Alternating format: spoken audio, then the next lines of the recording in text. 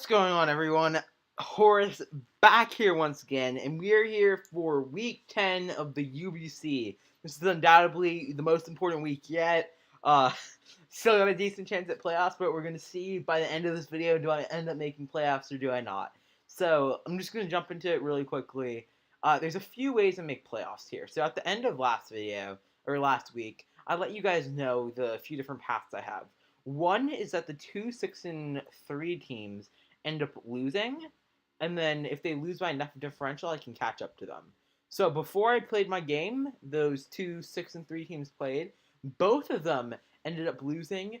One of the teams ended up losing in a spot with differential where I can't catch them, so they are locked for playoffs. Congratulations to Brendan and I think the shiny shiny Typhlosion, I think. And the other team is actually Redikai, the guy we beat, I think, in our first week here. He's another replacement coach. He ended up actually losing his game, so he finished 2-2 with the season, which is still pretty good. But he came in with a higher original record than us. He came in at 4-2. We came in at 3-3. So with that, really, he's in a spot where we technically can catch up to him, but we would have to win 6-0 in our game versus Bill, which, is possible because we do have matchup here, but I'm not really going to bank on that. So my thoughts going into this game was, whatever happens, I just need to win this game. It doesn't matter if it's 6-0 or, once I'm unsure that I don't get the 6-0 win, it doesn't matter if it's 5 or 1-0. I just need to win the game, and then I just need to pray to Arceus that Ben is able to win his game against Nada, and that's really how it's going to be going now. Because if Ben can beat Nada and I can beat Bill, I have playoffs locked. So for the beginning portion of the game, this video I'm just going to talk about my matchup versus Bill, and then we're going to watch my match versus Bill. After that, I will talk about whether I made playoffs or not. So yeah, let's get into that. So I spent a lot of time building for Bill. I'll walk you through the different teams I originally had when I was going through it. Here's the first team, and my idea was let me pull up a matchup quickly. So here's the team that he had. I kind of ordered it in his threat level. He is Diancie, Girder, Zapdos, Latios, Miltank, Tapu Bulu, Bisharp, Alolan Marowak, Dugtrio, and Toxapex. So Tapu, it ended up saying through mocks that Latios was probably the biggest threat, especially a Scarf Latios. I also saw that a Rock Polish Diancie is a huge threat. So the three things I was really most scared of going to this matchup were a Rock Polish Diancie, Scarf Latios, and a bulky Girder. So if we can keep that in mind. So this Landorus set is really, really nice. It's Rocky MZ, and if I get the Rock Polish and the Swords Dance up, then I can nuke a lot of his teams. I think Bulu and Girder are the only two things that aren't surviving hits from this. Then this Komodo set, I think it outspeeds most things. I don't think it outspeeds the Scarf Latios, though, so I might have not brought this set to the match. With this combination of 3 moves, if Grassy Terrain is not up, it kind of just wins if he doesn't bring Girder. So that's the hope, and a Focus Sash allows me to get a free DD up. This Starmie set, I really just like perfect EV spread enough to outspeed the things I need to outspeed, enough special attack here, and it really just nukes everything on his team. I think it hits everything for super effective coverage with these 4 moves I have. Electros here, Electros would have been a really good bring to this game. I'll reveal eventually that I actually didn't bring Electros. But the problem is I need to run 8 moves on it to be able to hit his team hard enough, and I can't do that. So Electros ended up being a casualty that I didn't bring. This Slurpuff set is one of my favorite sets I brought all season. It has enough speed where at +2 it can outspeed the Scarf Latios after it gets the Burden Boost, and it kind of just cleans the game. It one-shots everything other than Toxapex, and I am doing 80% to Toxapex. So, and he can't kill me unless he gets a Scald Burn on his first Scald. This Slurpuff just has the ability to win the game if I get a Billy Drum up. Finally, this Aerodactyl set is a really nice lead. It one-shots. It is possible leads, in my opinion, are Diancie and Bisharp, which are both one-shot with either Earthquake or Iron Head. And overall, it's just a really solid set. So this was my 1.0 team. On my 2.0 team, I ended up trying a weakness policy set here, which is pretty specially defensive to live hits. It had enough attack where I think it can one-shot everything. This weakness policy set is actually the set I ended up going with, because I really tossed around the Rocky MZ and the weakness policy set. But the idea is, if I get this weakness policy up with whether I get hit by an HP Ice or hit by a Scald from Toxapex, if it's up and I get my Rock Polish off, I win 6-0. There's literally nothing that can stop me on his team. Where with Rocky MZ, if Girder or Tapu Bulu is still there, I'm not winning the game with that set. And I thought Girder was 100% coming to this match. It has a phenomenal matchup. I wasn't too scared about Tapu Bulu because I can't do much to Landorus, but Girder is just a huge threat. I couldn't risk running that Rocky MZ set because Girder just shuts it down so well. This Zoroark set, it's really, really solid. Its job is basically it just comes in and it revenges everything, like except Girder. You can see that's a trend here. It comes in, it revenges Latios, it revenges Diancie, it revenges tons of the big threats. And Venusaur, this is a super, super nice set. It's able, with Earthquake, to beat Toxapex. Sludge Bomb Giga Drain did a lot to his team, and then the investment here is just a nice, bulky set to be able to beat stuff. This Aerodactyl set is a new improved version of the old one. It's basically the same set, but I added a Wing Attack instead of Iron Head, because Earthquake, if I'm Life Orb, still kills Diancie, and Wing Attack is doing a lot to Bulu, because me and Girder. Same Starmie set, same Komodo set, I just added more speed, so I can outspeed Scarf Latios, and then same Slurpuff set. So looking at the final team I brought, I was having a really rough time because there were 7 mons. Originally there were 8 mons I wanted to bring, right? You saw that in my 1.0 and 2.0 team. I decided that Electros wasn't the best fit, so I took that off. But at that point, I had 7 mons left. I had Landorus, Venusaur, Starmie, Aerodactyl, Komodo, Slurpuff, and Zoroark. I really didn't know what to take out, but at the end, what I decided to do was I thought that I wanted a big win here to try and buff up my differential, so if something happens, I can have it there and potentially get a 6-0. And Zoroark is really just there to revenge Mons. And looking at what it revenges, like Diancie, what else was there? It revenges stuff like Bulu, Latios. I thought I had other ways to deal with that on the team. That might have been a miscalculation. Zoroark was really just a last-minute decision to take off. I was really deciding between whether Komodo or Zoroark to take out, and I just ended up deciding to take out Zoroark. And just looking at the final team, this is just a culmination of all the sets from before. Here's a Zoroark set. I ended up not bringing in that. But, yeah, I'm feeling pretty comfortable with this team. I put a lot of time into prepping with it, and it's really, really important that I win this game. So, with that, we can hop over to the actual game here. Spoilers alerts. Thank God this was not a live battle. It was about 100 minutes long. Starting off here, I'd like to say I'm really sorry to Bill. I know he has a life and didn't appreciate that it was 100 minutes long, but I had to spend like 10 minutes per play because I just didn't want to lose the game, and it was so pivotal to me. And I really need to take the W here, so I'd like to apologize to Bill again for doing all of that. We also played with the April Fool's sprites, which was interesting to say the slightest. But we can now go into the battle here. So, as I said earlier, I'm planning to lead with Aerodactyl here. If we look at team matchup, he ended up not bringing Girder, and he didn't bring Toxapex, which is crazy because both of those mons are huge threats. The only problem is I did not prep too much for the monster, which is Miltank, so that's going to be a threat to my team. And also, now that I took Zoroark off, I only realized this at team preview, but Latios is a huge, huge threat to me.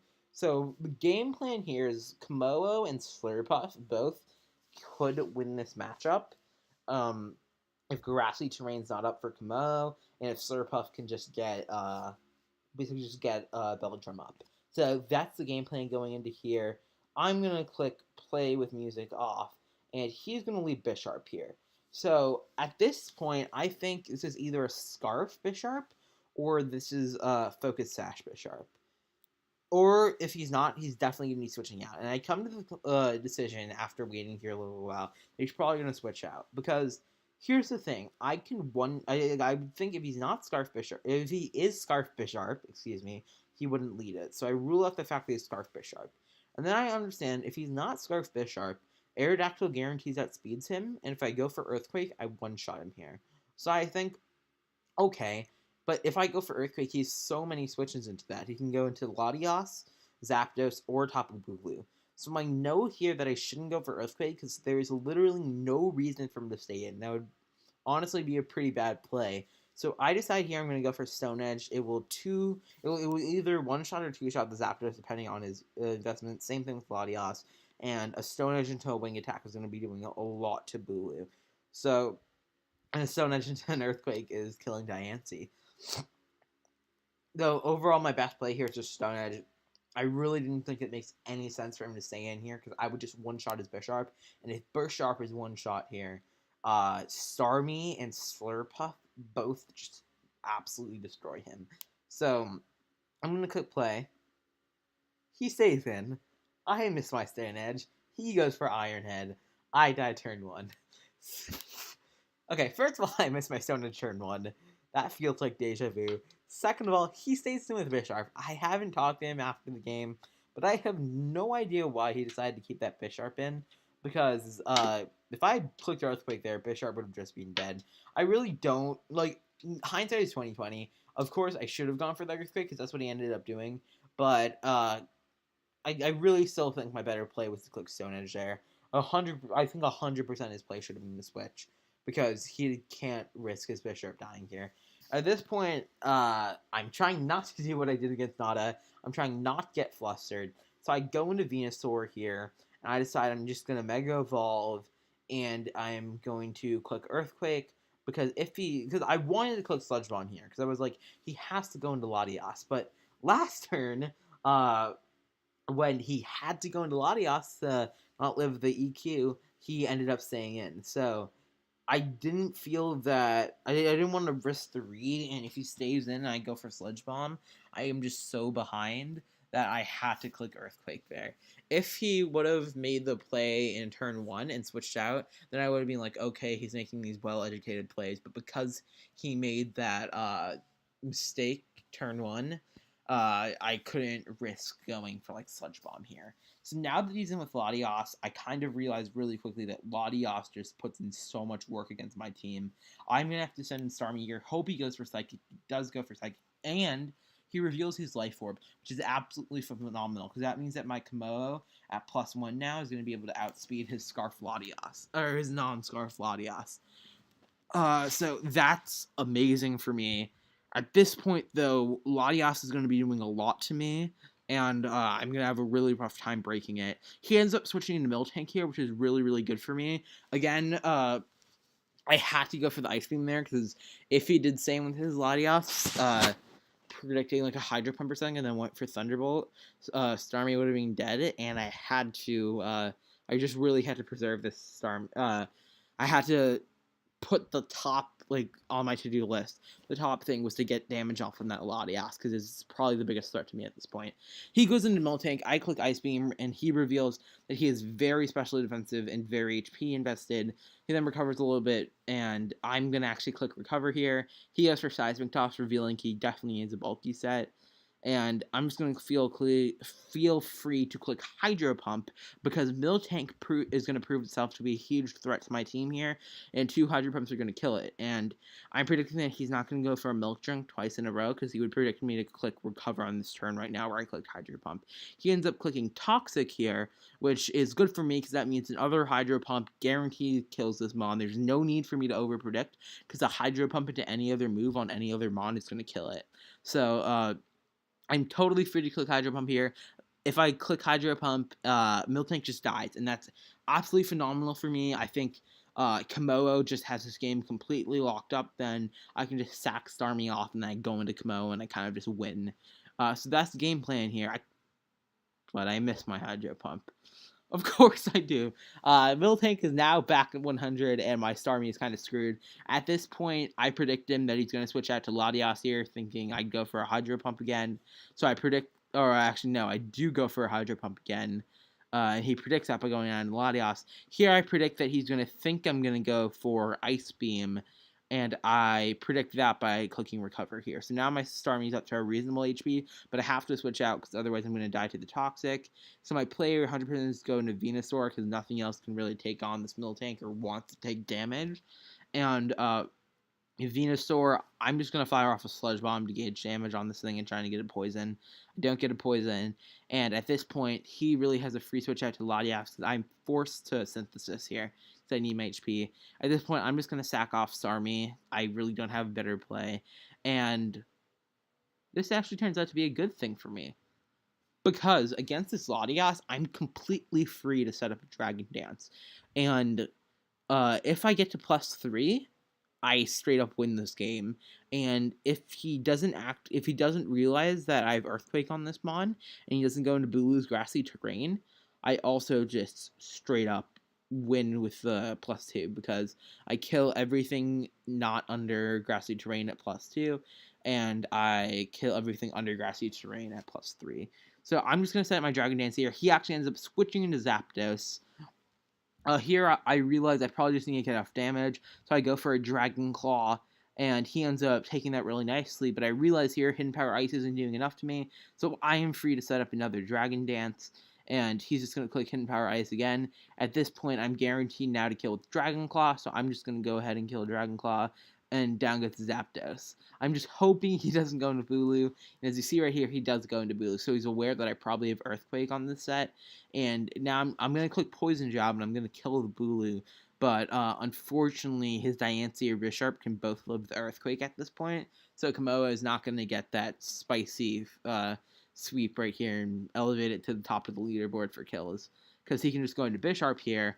I knew he had Sucker Punch, and thinking about it in hindsight, my play 100% was just a Dragon Dance here again, because I'm anyway not going to get the sweep if he doesn't. So let's say this: I'm not going to get the sweep with Komodo, right? But if he clicks Sucker Punch on this first turn instead of clicking like Iron Head, and I'm able to get to +3, then I do get the sweep. But if I attack him here and he lives, I'm not going to get the sweep. So it was worth it to take the risk there and just click Dragon Dance, and then I actually would have got the sweep with Komodo. But unfortunately, I didn't think of that play during the game. I would have just won 4-0 right here if I had done that. But unfortunately, I don't do that. I just fire off an Earthquake here. I guess at this point, he ends up not going for Sucker Punch, which is a really, really weird play for me, in my opinion here. He really should have gone for Sucker Punch. But for the first turn in the game, I finally have the lead here. It's 4-3. He goes into Diancie because Diancie can obviously take this Earthquake under grassy terrain, and he fires off a Moonblast here. So he's in a phenomenal situation. The hope now is if Landorus, if HP Ice or a Surf or something like that comes off from Landorus now and its Weakness Policy activates, it just 6-0s right here. And I don't think Latias has super effective coverage against the Landorus, and if it is, it's Ice Beam, and Ice Beam kills Landorus. So I'm hoping that he has HP Ice to get super effective damage on my Landorus here. Unfortunately, he doesn't. I clicked the Rock Polish here, but that doesn't really mean much here, and I end up clicking Fly this turn just to gauge to see what he does, and he goes for Toxic. So my Fly's going to land here, and on that, he's just going to click Milk Drink. So what I realize now is Fly has more PP than Milk Drink, and if I Fly this turn, and he switches that to Latias, then when I come down, I kill the Latias. If I Fly this turn and he switches into Diancie, I kill the Diancie. So Fly is 100% my play here. My play is to try and stall out those Milk Drinks, and then if he switches out, that Mon is just going to die. So that's my whole plan here. I'm just going to keep on clicking Fly, and that's the plan here. I just want to stall out his Milk Drinks. And finally, when he doesn't go for Milk Drink, when I'm coming down, when he clicks Toxic or Seismic Toss, then I'm going to be able to checkmate him with Earthquake. So that's the play here. So I just keep on clicking Fly. I really don't have any reason not to click Fly. I'm going to click it one more time. Bam, takes the Fly. He's going to click Milk Drink. I click Fly again. He clicks Milk Drink. I hit him with the Fly. He clicks Milk Drink. I click Fly. And he clicks Milk Drink. Okay, wait for it. He clicks Heal Bell. I click Fly. Finally, he clicks Toxic here.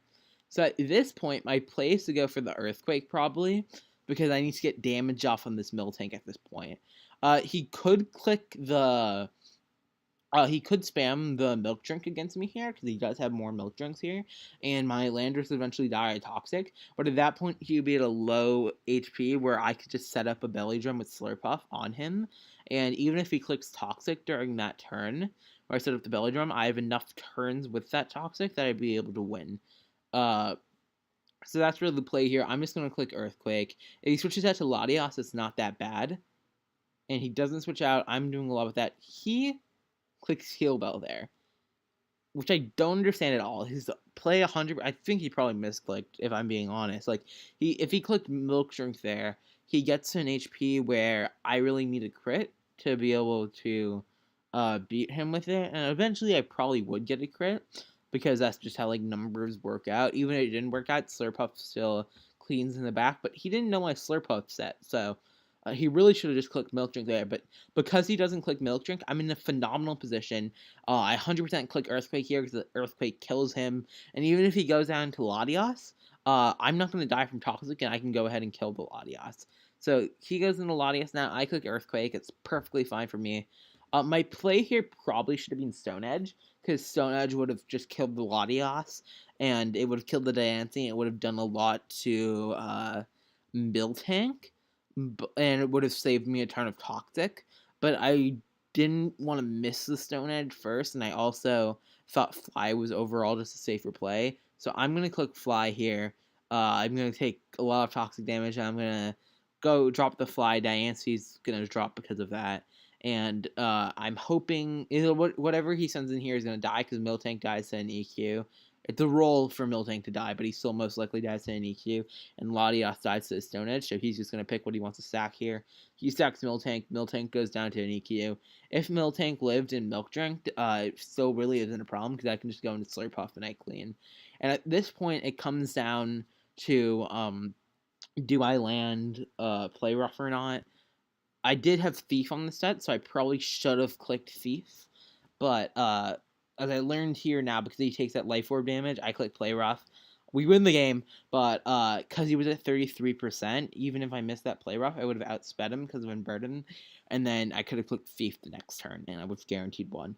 So GG to my man Bill, but with that, we win this game, which puts us in a great position to make playoffs. I can't say how amazing this victory felt. I've been in a little rut recently with all these games, and winning this game just felt absolutely amazing. So, this was great. I really liked winning the game here, and it felt awesome to grab a W to end the season. So I think we finished like 3-1. So let's look at this. We won the first game 3-0, then we won 2-0, then we won this game 2-0, and then we lost 4-0. So we ended up 3-1 plus 3, which is super solid. And if I brought Thief on Slurpuff last week, we probably would have won like 3-0. So we could have potentially been 4-0. And I'm really, really proud of this, especially with the team we took over at this season. But if you want to avoid spoilers, this is the point for you to leave. If you really want to avoid spoilers, because I'm going to be talking about the result of the Ben versus Nada game next, and disclose if we made playoffs or not. So, just going to count down from 3, and then when that's over, I'm going to talk about it. So, 3, 2, 1. The game happened. It happened very, very recently from where I'm recording, and the end result was Ben beat Nada 5-0. So we are going to playoffs. We're going as the 6th seed team. I'm thrilled that we're going to playoffs in this league. It's really amazing. I can't believe it happened. Hats off to Ben. Thank you so much for grabbing that W here. And now we are comfortably moving in. Here's the dock, guys. Here's our team. We're moving in. Kamo also finishes his 4th for a kill leader, which I'm really, really proud of for it. If we had got the sweep, it would have finished off 2nd, which, a little sad. But we do have the 6th seat here, which is really, really awesome. And I'm super proud of that. I'm super, super happy that I ended up working at. And as you see here, we ended up grabbing that seat, which... it feels so good. Hats off to Ben, and if you look, the 6th seed It's the 3rd seed. Who was the 3rd seed? Our good pal Ben. So, in the first week of playoffs, we will be playing our good pal Ben, who was the guy who got us into playoffs. So that's going to be a hell of a game. I can't wait to play him. It's going to be really, really fun. Uh, and I'm going to be trying my hardest. I hope I can grab a W there, then move on, play the top seed, which is Halu, who I'd be playing if I move on to the next round. Beat Halu, and then move on to finals and beat one of either have not redemption versus Redikai, just beat him again. Sorry, Redikai. Or play Brendan Shiny Typhoon, or go against Omega, who's like becoming a GOAT in the format, I would say. But it feels really great, guys. It feels awesome. Shout out to everyone who's being part of this league. Just running through each guys. Bill's a great guy facing this week. Hats off to him, man. What a good guy. I don't know the Black Mount Cougars that well, but from what I've heard of him, I think his name's like Scoot. Nice guy. Vepsis, we played him a few weeks back. I do pick'ems with him. Awesome guy.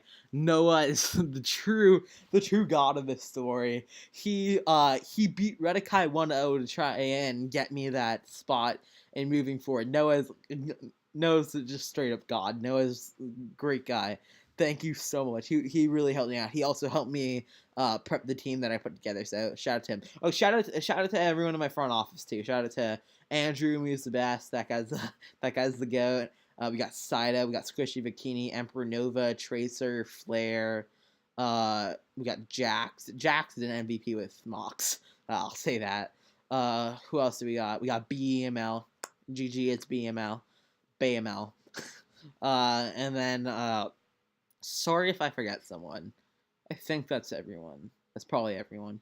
Then we got CJ, who's just being a super good manager this whole time. We got Ice Demon Gray, who's played really well this whole season, being a really nice guy. We got Bronson, who was really close to making playoffs. Didn't. I hope to avenge you, but I hope I'm able to grab the win for you.